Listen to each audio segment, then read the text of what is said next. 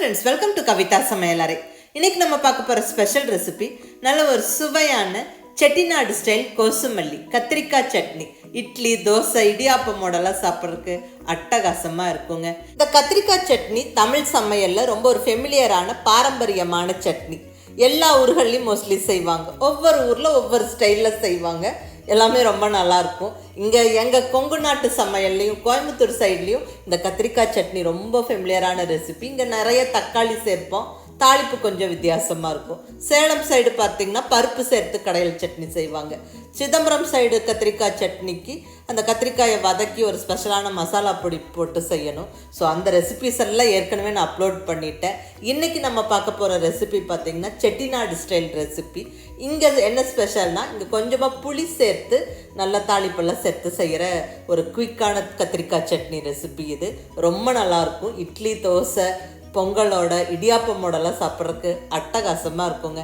So miss பண்ணாமல் try பண்ணி பாருங்கள். இப்போ வாங்க ரெசிபி எப்படின்னு பார்க்கலாம்.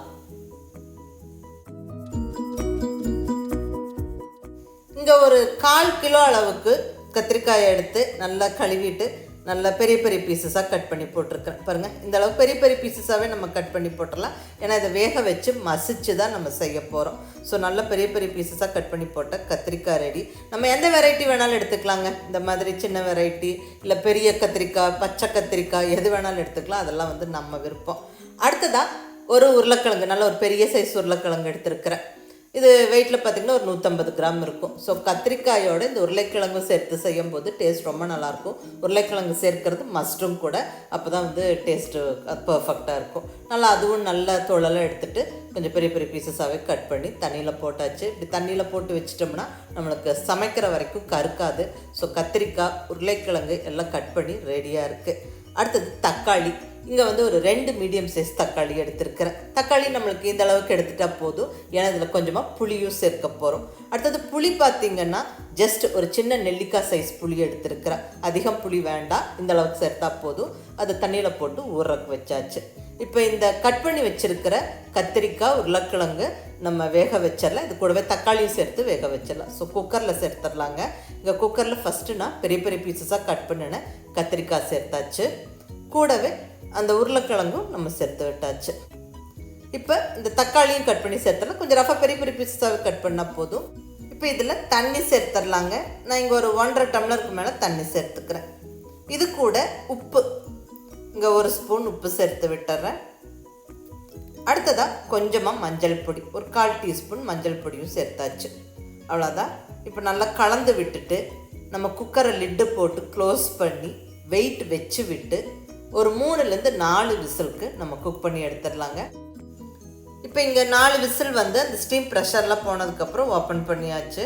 பர்ஃபெக்டாக காய்கறி எல்லாம் வெந்துருச்சுங்க. அந்த கத்திரிக்காய், பொட்டேட்டோ, தக்காளி எல்லாம் பர்ஃபெக்டாக வெந்துருச்சு. இப்போ இதை நல்லா மசிச்சு விடணும். அதுக்கு முன்னாடி அந்த தண்ணியை நம்ம வடிச்செடுத்து வச்சிடலாங்க. அப்போ வந்து மசிக்கிறதுக்கு நம்மளுக்கு ஈஸியாக இருக்கும். அந்த தண்ணியோட கடைஞ்சி விடுறத விட தண்ணியை வடித்து வச்சுட்டு கடைஞ்சா ஈஸியாக கடைஞ்சிடலாம். பட் இந்த தண்ணியை வேஸ்ட் பண்ணிடாதீங்க. பத்திரமா எடுத்து பக்கத்தில் வச்சுக்கோங்க. ஏன்னா கடைஞ்செல்லாம் முடிச்சுட்டு மறுபடியும் இந்த தண்ணியை வந்து சட்னியில் யூஸ் பண்ண போகிறோம். ஸோ இருக்கட்டுங்க.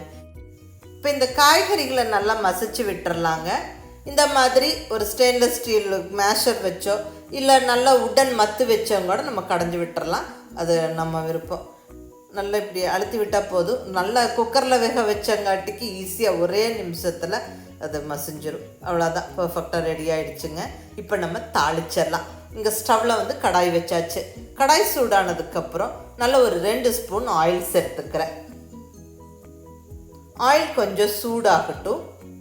இப்போ இதில் தாளிப்புக்கு கடுகு, உளுந்தம்பருப்பு சேர்த்துடலாம்.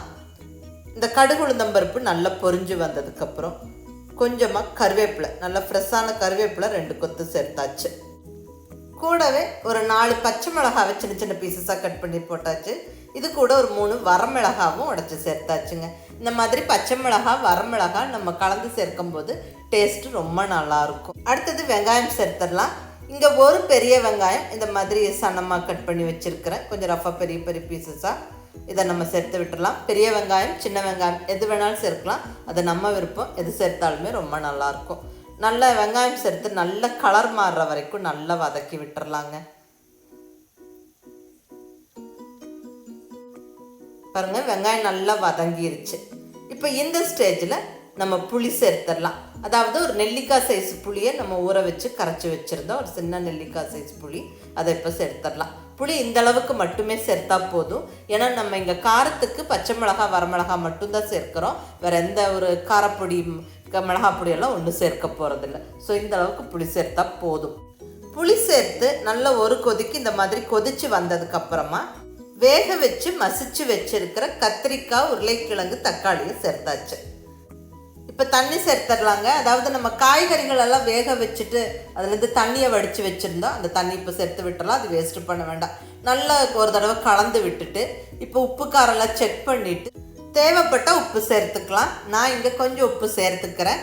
ஏற்கனவே காய்கறிகள் வேக வைக்கும் போது உப்பு சேர்த்துருக்குறோம். ஸோ அதை ஞாபகம் வச்சுட்டு சேர்த்துக்கங்க.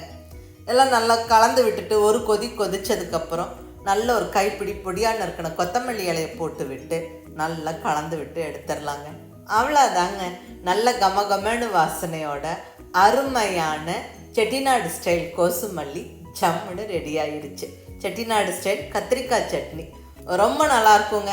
அதுவும் பர்டிகுலர்லி இட்லி, தோசை, இடியாப்பமோட சாப்பிட்றதுக்கு அட்டகாசமாக இருக்கும். நீங்கள் மிஸ் பண்ணாமல் ட்ரை பண்ணி பாருங்கள். ஏற்கனவே சொன்ன மாதிரி இந்த கத்திரிக்காய் சட்னி நம்ம தமிழ் சமையலில் ஒரு பாரம்பரியமான சட்னி ரெசிபி. ஒவ்வொரு ஊரில் ஒவ்வொரு மாதிரி செய்வாங்க. நான் ஒரு சில ரெசிபீஸை ஏற்கனவே அப்லோட் பண்ணிட்டேன். கீழே டிஸ்கிரிப்ஷனில் லிங்க் கொடுத்துருக்குறேன், வேணுங்கிறவங்க பார்த்துக்கங்க. இந்த ஸ்டைல் சட்னியும் நீங்கள் மிஸ் பண்ணாமல் ட்ரை பண்ணி பாருங்கள். கண்டிப்பாக எல்லாருக்குமே பிடிக்கும். ட்ரை பண்ணி பார்த்துட்டு எப்படி இருந்துச்சுன்னு உங்கள் ஃபீட்பேக் சொல்லுங்கள். பிடிச்சிருந்தால் லைக் பண்ணி, ஷேர் பண்ணி, கமெண்ட் பண்ணுங்கள். கவிதா சமையலறை சப்ஸ்கிரைப் பண்ணி என்னுடைய மற்ற ரெசிபீஸும் வீடியோஸும் பாருங்கள். தேங்க்யூ.